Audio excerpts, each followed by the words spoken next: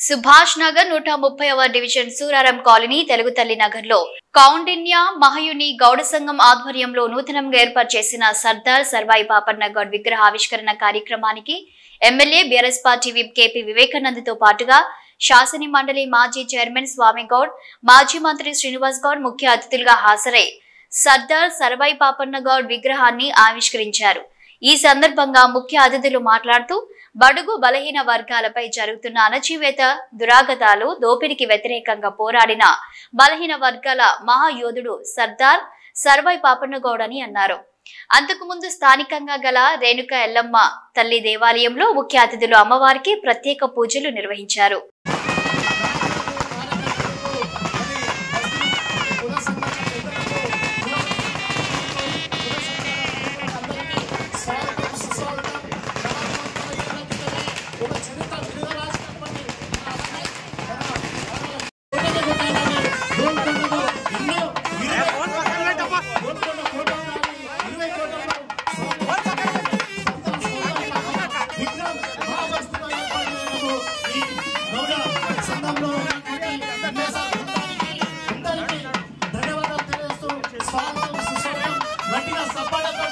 శ్రీనివాస్ గౌడ్ అన్న గారికి, అలాగే మా వివేక్ అన్న గారికి, గారికి, అలాగే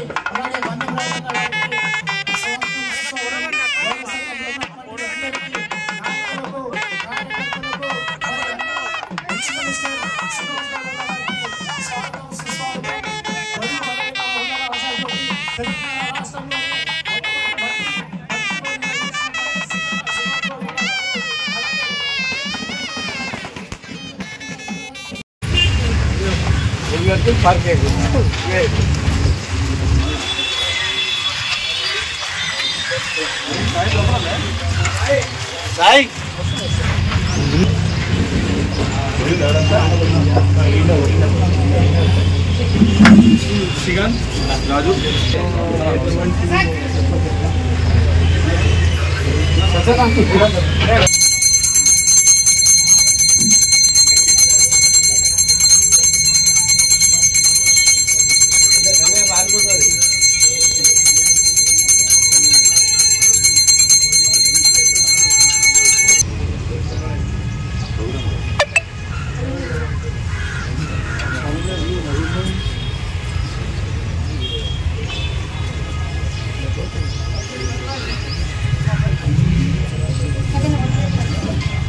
फोटो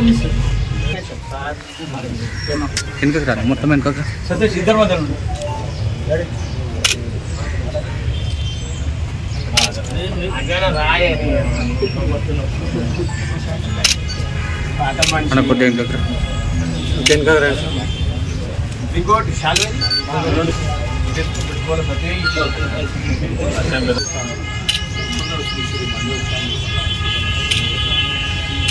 విధానాలు సౌండ్ వస్తలేదు, మీరందరూ సౌండ్ గట్టిగా సర్దార్ సర్వాయి పాపన్న ఆలోచన విధానాలు వర్దిల్లాలి। దయచేసి మీరు అందరు కూర్చోవాల్సింది కోరుతున్నాము। ఇక నిలబడే వాళ్ళందరూ కుర్చీలలో కూర్చోవాల్సింది, వివిధ ఉన్నటువంటి వాళ్ళందరూ కుర్చీలలో కూర్చోవాలి దయచేసి ప్లీజ్। మన విగ్రహావిష్కరణ సర్దార్ సర్వాయి పాపన్న విగ్రహావిష్కరణ జరగడం అంటే మన తెలంగాణ రాష్ట్ర ప్రభుత్వం ముందుకు తీసుకొచ్చి సర్దార్ సర్వాయి పాపన్నను ఈరోజు అందరికీ ఈరోజు తెచ్చినట్టు చెప్పినటువంటి మన విగ్రహావిష్కరణ గట్టిగా సపోర్ట్తో వదిలాలి సర్దార్ సర్వాయి పాపన్న ఆలోచన విధానాలు, వదిలాలి సర్దార్ సర్వాయి పాపన్న ఆలోచన విధానాలు, అందరూ చేతులు పిడికిలు పట్టుకొని సర్దార్ సర్వాయి పాపన్న ఆలోచన విధానాలు, జై సర్దార్ సర్వాయి పాపన్నకి, జై సర్దార్ సర్వాయి పాపన్నకి, గట్టిగా సపోర్ట్తో పిడికిలు పట్టుకొని గట్టిగా ఏర్పాటు చేయడం చాలా గర్వకారణము। గట్టిగా సపోర్ట్తో మరి మంత్రివర్యులు మాజీ మంత్రి తెలంగాణలో ఈ కిలాషాపురంలో పుట్టి ఢిల్లీ పీఠాన్ని కదిలించినటువంటి మహనీయుడు మా సర్దార్ సర్వాయి పాపన్న విగ్రహం మా బస్తీలో ఏర్పడడం చాలా గర్వకారణం। అలాగే తారసింగ్ గారు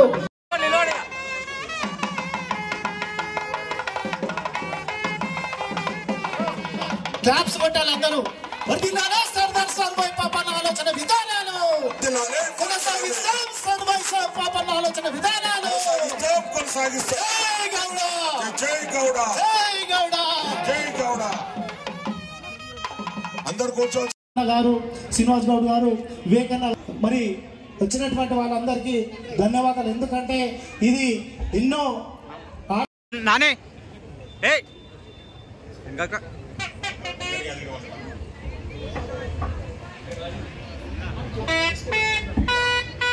తెలియదు. కనీసం గూగుల్లో చూసినా కానీ తెలిసేది, కానీ నేను గూగుల్లో కూడా చూడాల. ఎందుకంటే నేను ఒకటే అనుకున్నాను, కొంత నా స్వార్థం కూడా ఉంది. ఈయన విగ్రహం పెడదాం, కానీ నేను తెలుసుకోవాలి చరిత్ర. ఈయన మహనీయుడు కాబట్టి ఈయన మహనీయుడు గురించి అందరికీ తెలుసు. మనం పెద్దవాళ్ళు ఉన్నారు, స్టేజీ మీద ఉన్న ప్రతి ఒక్కరూ. ముఖ్యంగా ఇంతకుముందు మీకు చెప్పిన విధంగా నాకంటే 10 సంవత్సరాలు చిన్న వయసు అయినా కానీ మా ఎమ్మెల్యే గారికి కాళ్ళకి నమస్కారం చేయడానికి కారణం ఏంటంటే, నేను 1989లో పట్టుకుని హైదరాబాద్కు వలస వచ్చి ఫస్ట్ ఉద్యోగం ఇప్పించింది కేఎం పాండు గారు. జీడిమెట్ట ఇండస్ట్రియల్ ఏరియాలో కేఎం పాండు గారు అన్నం పెట్టిన పెద్ద మనిషి. నాకు ఆయన భగవంతుడితో సమానం.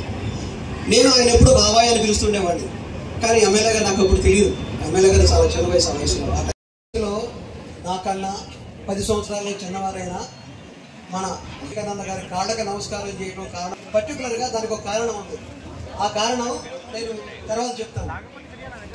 ఈరోజు ఈ ముఖ్యమైన పనులు ఉన్నా కానీ ఈ కార్యక్రమానికి మా ఆహ్వానం మేరకు ఎంతో దూరం గౌడ సంఘం అనే ఒక సంఘాన్ని ఏర్పాటు చేసుకుని మరి తద్వారా విగ్రహాన్ని ఏర్పాటు చేయడానికి పునాదులు వేసినటువంటి ఎంఎస్ గౌడ్ గారు, వారి బృందానికి, అదేవిధంగా సుభాష్ నగర్ గౌడ సంఘం అధ్యక్షులు సతీష్ గౌడ్ గారు, అదేవిధంగా గుబ్బాల లక్ష్మీనారాయణ గారు, మరి వీళ్ళందరూ కూడా పెద్ద ఎత్తున ఈ కార్యక్రమాన్ని దిగ్విజయం చేయడానికి ప్రయత్నం చేసిన వాళ్ళు.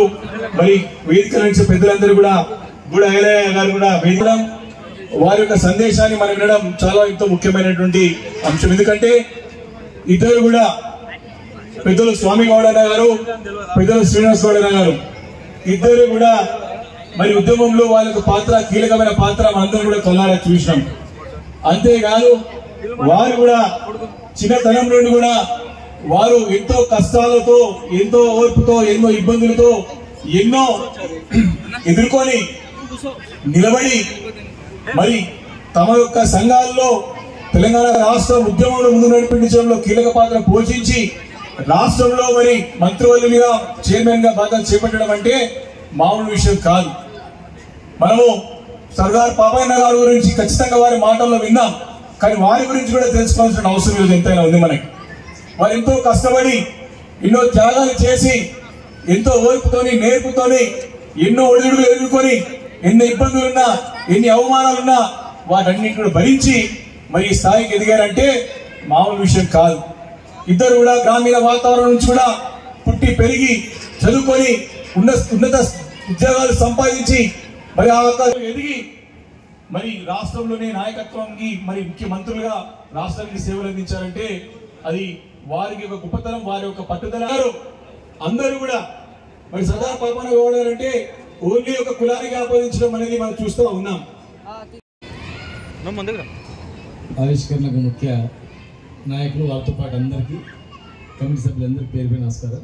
కుత్బుల్లాపూర్ అభివృద్ధి గురించి, ముఖ్యంగా పేద వర్గాల పట్ల అభివృద్ధి గురించి నిరంతరం పాటుపడుతూ ఒక క్రమశిక్షణ గల వ్యక్తిగా, ఒక గుణవంతుడుగా తెలంగాణ మొట్టమొదటి శాసనమండలి చైర్మన్ గారు అయినటువంటి మా అన్న స్వామిగౌడ్ గారికి, అన్వాడ నుంచి వచ్చినటువంటి రైతు సంఘం అధ్యక్షులు మరి మా రెడ్డి గారికి, అందరికీ పేరు పైన నిజంగా చాలా శుభదినం.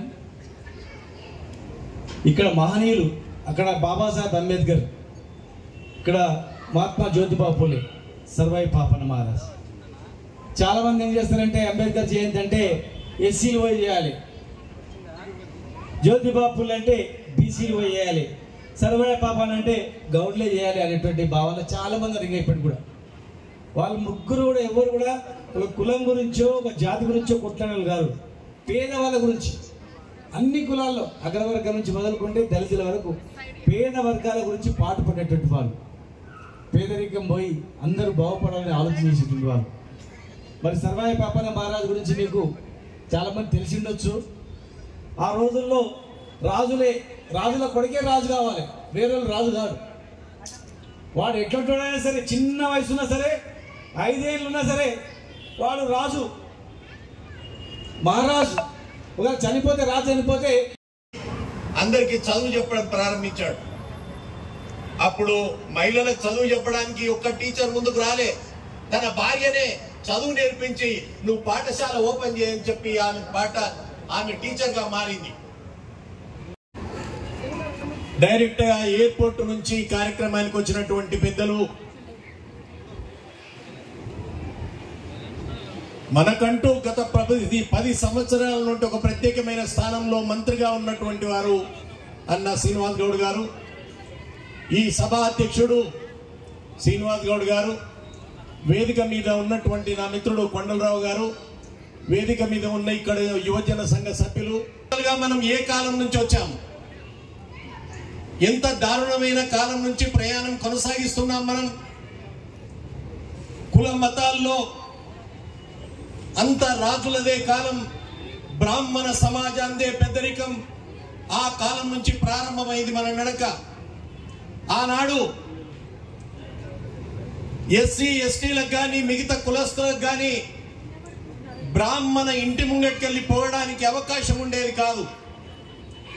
వెనకాల వీపుకు తాటి మంట కట్టి ముంగట ఒక ముంత కట్టేవాళ్ళు.